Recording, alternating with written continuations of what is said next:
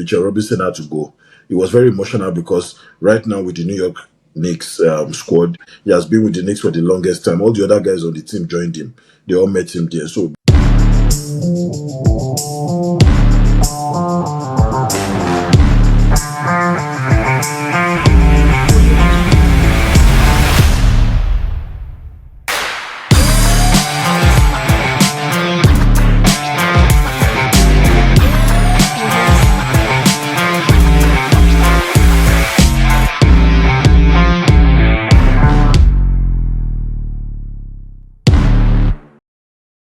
hello, good evening. This is Taiwan Onjobi, your host on Land Owner's Maple Sports. We like to bring you unfiltered opinion, sharp analysis, and some big love for Canadian hoops and ice. Today, we're going to be breaking down the NBA, starting from the world champions, and that's the New York Knicks. Congratulations to the New York Knicks.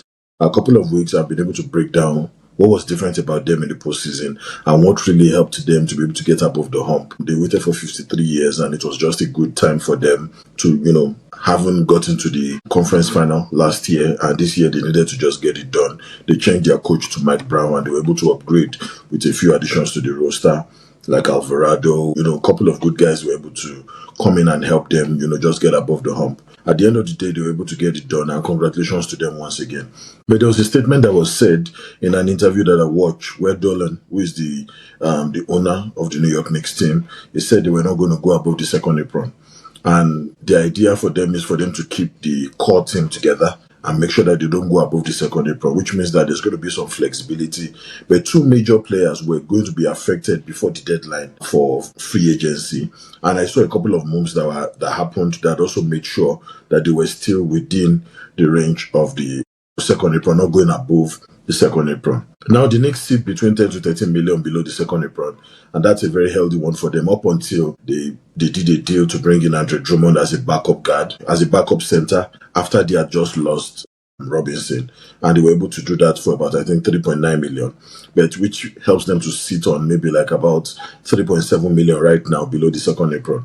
Now, depending on the rookie scale, one of the new draftees is also joining the New York Knicks because they were also able to get some picks from the recent draft capital that was just distributed around across the league, and there are some partial guarantees that are going to happen within those drafts as well. So it's safer for them than before because every single back-end player settled at the lowest possible cap impact.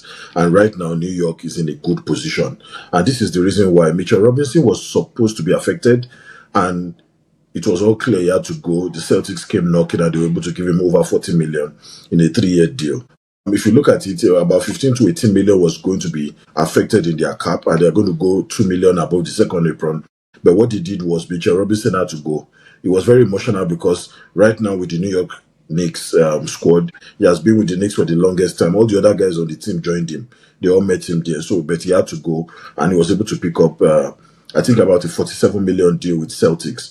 So, for me, his average annual value is going to be about 15 to 18 million per year, and that was right around what he got when he went to the Celtics. So his departure alone freed them about 15 million plus in apron pressure. Landry Shamet was also projected to be affected, but I was also happy he went ahead to sign a deal with them for a 4-year, 24 million, which means it was going to be only 6 million per year. So at the end of the day, he's doing about 6 million AAVs, which is average annual value. And, that's a typical mid-tier shooter. It really helped them because he was shooting lights out in this playoffs for them, and I felt that they would have done everything they could to keep him. And that's the preserved flexibility for me instead of just consuming it. And that's a key major keep for them. I was happy that they went about it. Now, there were a couple of mid-level guys that were going to be earning between 1 and 3 million, and they were able to just approach it. And I like the way they did, how those players affected the apron, and I'm going to break it down. Jeremy Sochan had come from the San Antonio Spurs, who was waived in February, and they needed to do something about it, but he had not spent up to 1 year, so it was a non-bed rights and it forced a minimum. So he had to sign for $806,623. Dollars, and that was the minimum, so they couldn't go above 1 million for him. So the apron impact was slightly below 1 million, so no threat to them. Jordan Clarkson was going to be taking about $3.63 million in dollars. That's the veteran minimum, and it's tied to his service time. So for me, it's well below any danger threshold for them, and it was good because he also helped them, and now he also has a championship. So definitely they were able to keep him and try to see if they can keep those guys together and go for another run.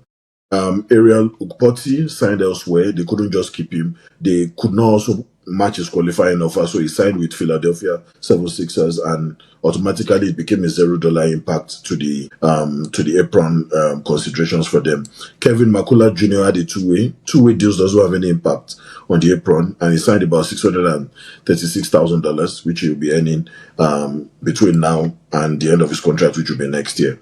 And that two-way contract does not really count on the Apron generally. It just gives them that flexibility to just keep going.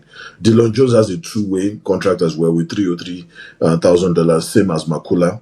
And there's no impact on New York's Apron consideration. Jack Kyle also had a draft and starch as well, which also does not have. It's more like a no NBA salary, so it has no impact on the Apron. Tyler Nickel is unsigned, and presently he will most likely still stay with a club in Europe. They will allow him play in Europe, but he will still be a member of the Knicks, and they will still have the first consideration to be able to call him up once there's cap space. But presently, Tyler Nickel is unsigned with them, and he'll be playing in Europe, within this consideration. Now, if you look at the huge relief and you look at the roster going into next season for the New York Knicks, it looks like they're prepared. Mitchell Robinson is gone. That's a huge relief for them because he's off the roster. Landry Shamet signed $6 million per year, and he signed a 4-year deal, and they've retained him. Jeremy Sochan is on a tiny deal, which is below the minimum. He's doing about $806K. Jordan Clarkson is $3.63 million, which is a moderate deal and is quite safe. Ariel Ukpoti too is on the two-way, so that's zero impact. Kevin McCullough is on two-way. Dylan Jones on two-way. Jack Kyle is on a starch, so he's playing overseas for this year under review. Once there's any cap space, they can call him back. So it's very good consideration for them. They're able to keep the Apron together. The Knicks are comfortable under that second Apron. They don't want to go above it, and it helps them to be able to. So right now, because they are below the second Apron, they don't have a mid-tier contract that threatens their Apron for any reason. They have no restricted free agents or surprises coming up. They have no rookie scale spikes, even though there are two draft class members that I think joined them. I'll still have to check how the contract will look like, but they are rookies, so they won't really affect them so much. They have no back-end players that are above minimum. You understand? The two-way deals that don't count at all, those ones are the ones that they decided to convert a lot of their young guys. They have a starch pick that costs nothing, who will be playing overseas as well. So if you look at it, the only meaningful cap hit that was outside the core, Landry Shamet with $6 million per year, Clarkson with $3.63 million, and Socha with $806K. So the total Apron pressure still looks good for them, and they are doing about, if you take out Drummond, who is doing about $3.9 million, then you are saying that they are still above $7 million on the Apron, which is good, and this is far below the danger zone. If they still want to go ahead and pursue a wing defender that is probably very cheap, one more wing defender, because Anunoby, it's not guaranteed that Anunoby will be healthy all throughout the season, and that may be a problem for them. So they probably may want to just get one wing defender and one supporting center. Drummond too can go on injury, and Karl Anthony Towns too will be under pressure if you use him throughout the entire season. Drummond is prone to injury as well, so you probably just need one cheap center and one wing defender, then you are ready for the season for New York. So that's basically how it is. And the Knicks can now add one more minimum without stress. They can convert it two-way if they need. The two-way guys that they have now, they can convert them to full-time because they have that flexibility. They are below the second Apron. They can maintain full flexibility for their trades as well. It gives them the opportunity to be able to do as much as they want. They can also avoid all second Apron penalties. No frozen picks, no trade restriction. I feel this is one of the cleanest deals that have been done by a franchise all throughout the year, and I really like what I'm seeing from them. So thank you so much. We've been able to break down the New York Knicks championship team as they go into this season. Hopefully they're able to get it done the same way they did it. Thank you for your time, and God bless.